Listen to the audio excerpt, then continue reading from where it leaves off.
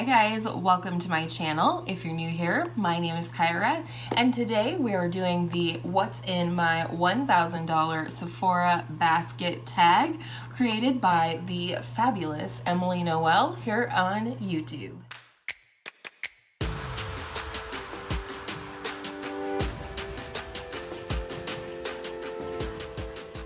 If you're new to my channel, a very special welcome to you. I hope you will consider subscribing before you leave if you like what you see today.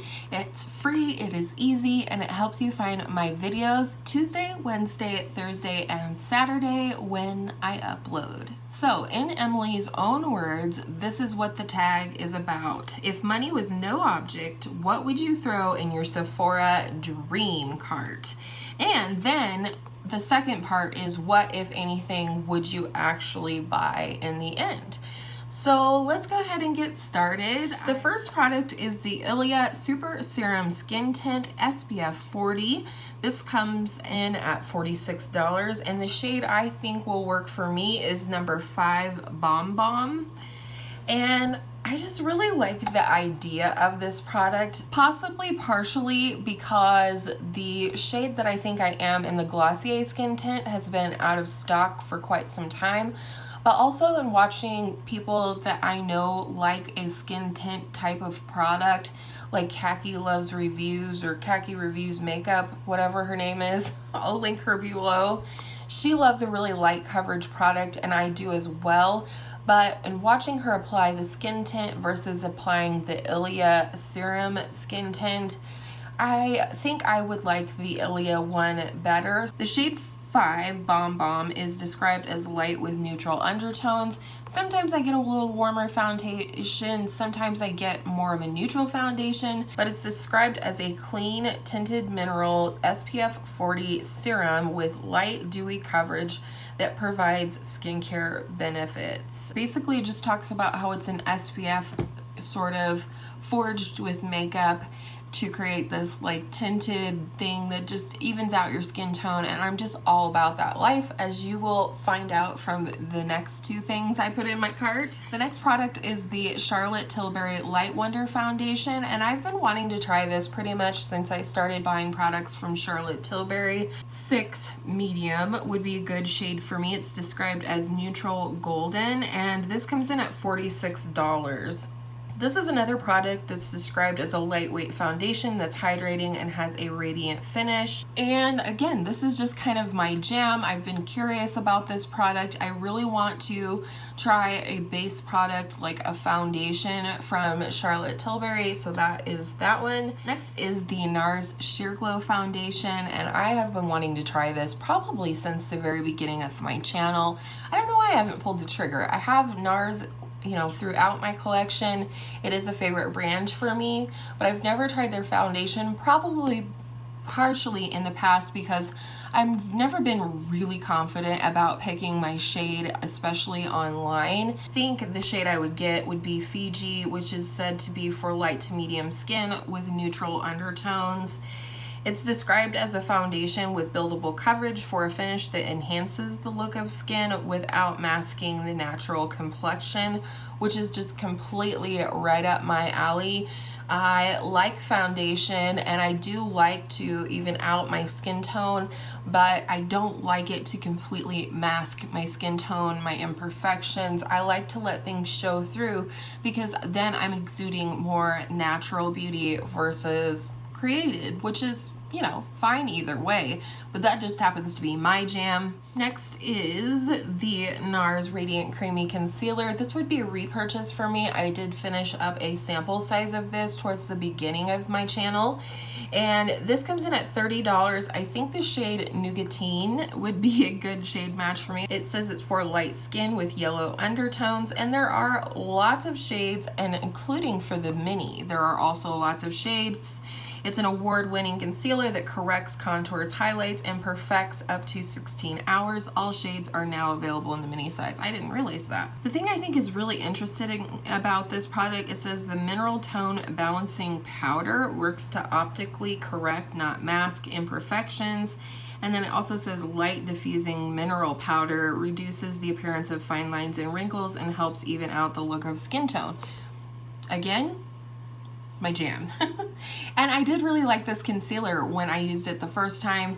I just am not gonna purchase any more concealers for the time being because I have so many, and a lot that I'm like retesting, as well as some few new like cult favorite drugstore concealers that I've never tried. So that's on the list. Whoa. I have a couple of powders here. This one, Taylor Wen made me want to buy. I believe this is the right one. The Laura Mercier Secret Blurring Powder for $28.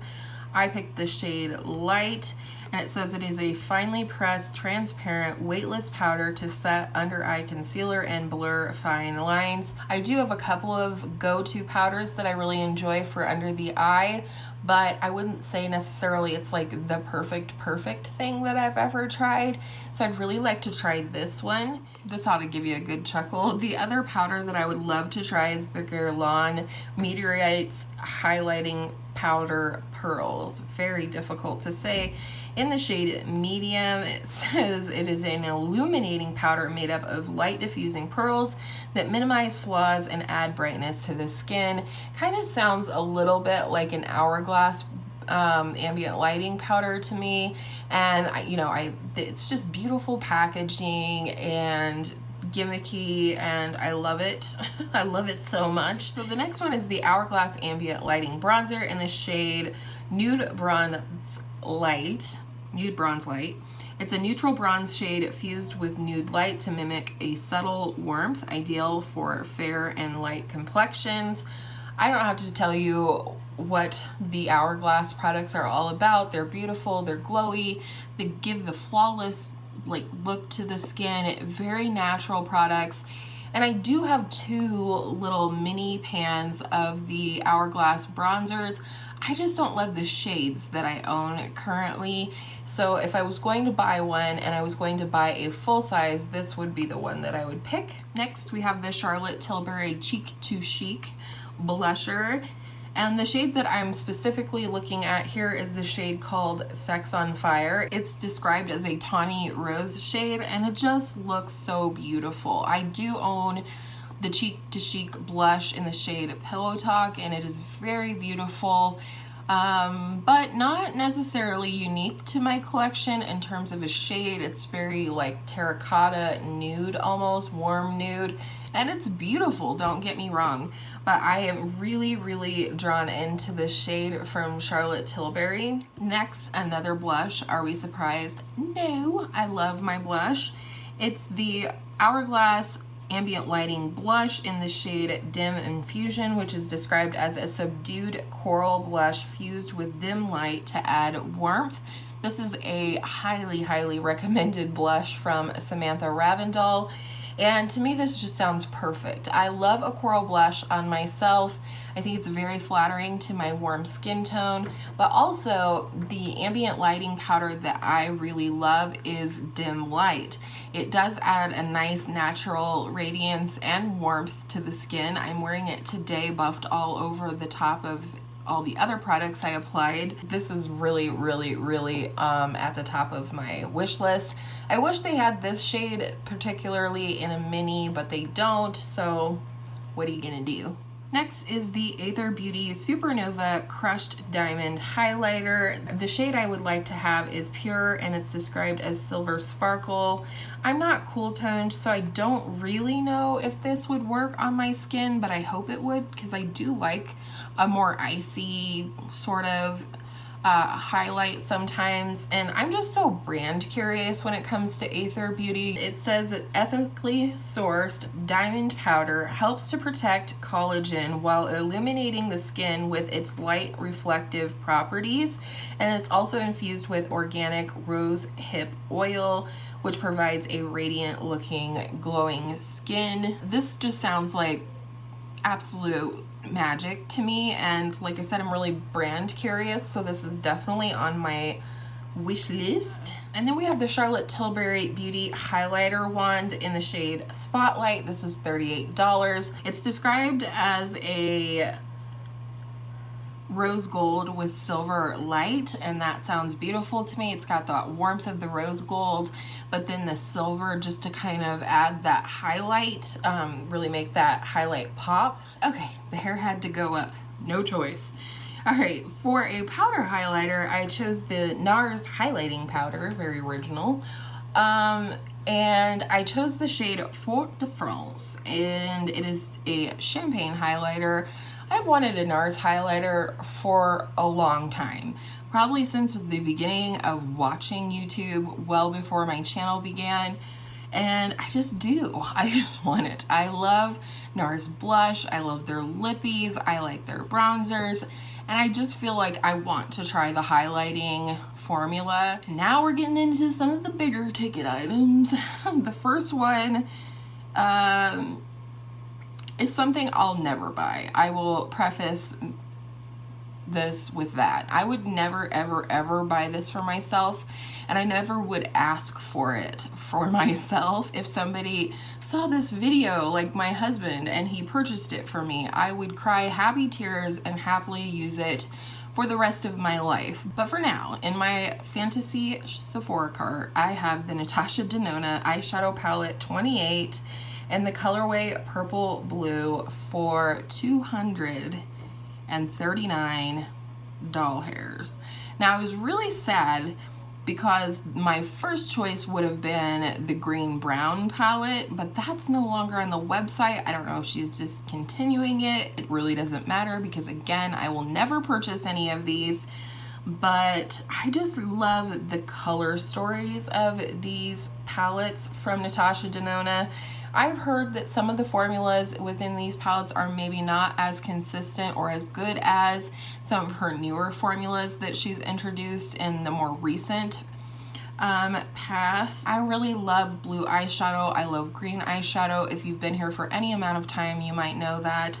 As well as, you know, I have brown eyes and I'm always being told in the comments that I should wear purple eyeshadow more, and I do like purple eyeshadow. If you missed it, I'll link up here my 4 looks and a review video with the new Urban Decay Naked Ultraviolet palette. And I think Emily addressed this in her video as well. There's nothing wrong with addressing the fact that you want something, that you like something, that you would use something if it came into your possession, but that you would never buy it or you're not going to buy it. And that's how I feel about this palette here. The other eyeshadow palette that I would absolutely put in my fantasy $1,000 Sephora shopping cart is the Aether Beauty Rose Quartz Crystal Gemstone eyeshadow palette. This is just stunning, but beyond that, I love everything that Aether Beauty stands for. There's always, with each eyeshadow palette, there's always a cause that a part of the proceeds is being donated to, and I really, really love that about the brand. But this is a beautiful palette, and I really, really want to try it. It's a palette with 12 shades infused with rose quartz and ultra matte, shimmer, duochrome, and metallic finishes that let you create softly glamorous looks anytime. And that is just exactly what I want in life right now. So I think that's stunning, and that's another product that I would feasibly buy in the future. Let's talk lips, and then I do have one very expensive fragrance. For lips, I really want to try the Huda Beauty Silk Balm Hydrating and Nourishing Lip Balm. Looks like a lip gloss, or it's in lip gloss packaging, but it's supposed to be a very silky, hydrating balm for the lips. My current reigning queen is the Fresh Sugar Lip Balm in these little pots here. I have the peach one. I've also had the coconut one, which was fantastic. But I'm always down to try new lip balms just because I love lip balm. I apply it almost like an addict. Like, I just can't even stand the feeling of not having something, you know, hydrating on my lips. It's supposed to come in one universal blushed pink shade. It says it's an ultra comfortable lip balm infused with actives to give you a boost of hydration for silky, smooth, fuller looking lips. And then we had Pat McGrath. I do not own anything from Pat McGrath. I don't know why, but I've never even been remotely tempted to buy any of her other products. but I've always wanted to try one of her beautiful lipsticks, and this one really caught my eye. It's the Pat McGrath Labs Matte Trance lipstick from the Divine Rose collection, and it's in a limited edition shade called Christy, which is described as a divine beige nude. I need a nude lipstick like I need a hole in the head, but I really want to try one of her lipsticks. It's described as a richly pigmented lipstick that adorns lips in a veil of lightweight color for a modern matte finish. I really like a lightweight matte lipstick, so that really calls out to me, and you never know, if I tried that lipstick, I might be open to trying one of her palettes in the future as a gift or with a gift card or something like that. I have a very expensive fragrance. My current favorite fragrance, or one of my favorite current fragrances that's just very feminine and almost girly and sweet smelling, is the YSL Mon Paris Eau de Parfum, but that one's almost gone, and this was right up there. When I ordered the YSL, I got a deal on it, which is why I ended up ordering that one versus this one. But I'm talking about the Guerlain Mon Guerlain Eau de Parfum, and I threw the big bottle in there. The $130 bottle, it is 3.3 ounces, which is massive. I have had several samples of this over the years that I've been watching YouTube, and it just is me in a bottle. It's still in that feminine area, but it has some other notes to it that the YSL doesn't have. So the fragrance family is warm and spicy, scent type warm and sweet gourmands. Key notes are jasmine, lavender, and vanilla. All jasmine not so much, but lavender and vanilla are two of my favorite sort of fragrances. Mon Guerlain is a tribute to today's femininity, a strong, free, and sensual femininity inspired by Angelina Jolie. I did not know that. I love this fragrance, and I really, really, really would like to purchase it once my YSL perfume is all gone. So all of these products brought me to a grand total of $993 even. So I did stay under the $1,000. Now, the second part of the tag is to talk about the products that you might actually buy from this little fantasy cart wish list. For me, I definitely think at some point I will try the Ilia Super Serum Skin Tint, the Charlotte Tilbury Light Wonder Foundation, the Nars Sheer Glow Foundation for sure. Definitely going to get the Radiant Creamy Concealer when I either declutter some more concealers or work through a few. I do think at some point I will pick up the Laura Mercier Secret Blurring Powder. I'm always looking for a better powder for under the eyes, and I really want that one, and I trust Taylor's recommendations. I also think at some point I will buy a NARS highlighter. Definitely would like to add the Aether Beauty Rose Quartz Crystal Gemstone Eyeshadow Palette, even though it's $58, which is kind of steep. I love what the brand stands for, and I really would like to try the brand. I think I may go ahead and order the Huda Beauty Silk Balm, and like I mentioned, the fragrance once my current fragrance is gone. So those things that I think I could actually possibly buy in the future totaled to $444. So let me know what you think of this outrageous wish list. It's just kind of fun. I think like a fun little activity. Thank you so much, Emily, for picking our brains with this little tag here. I think it is so fun. If you're a creator, I would love to see you film this video. If you haven't already, I'm kind of slow because I really like pre-film pretty far in advance. So sometimes it takes me a little while to get to these tags, but I think this is fun, and I think that this is enlightening no matter when you do it or how many times you do it. I kind of think it would be fun to do a similar thing at Ulta or maybe a drugstore version. Let me know down below if you wanted to see something like that, and if so, what do you think the basket amount should be. And with all that said, I really hope you enjoyed today's video. If you did, you could give it a thumbs up for me because it really helps me out here on the platform. And I hope all of your makeup days are absolutely beautiful makeup days, and I will see you in my next video soon.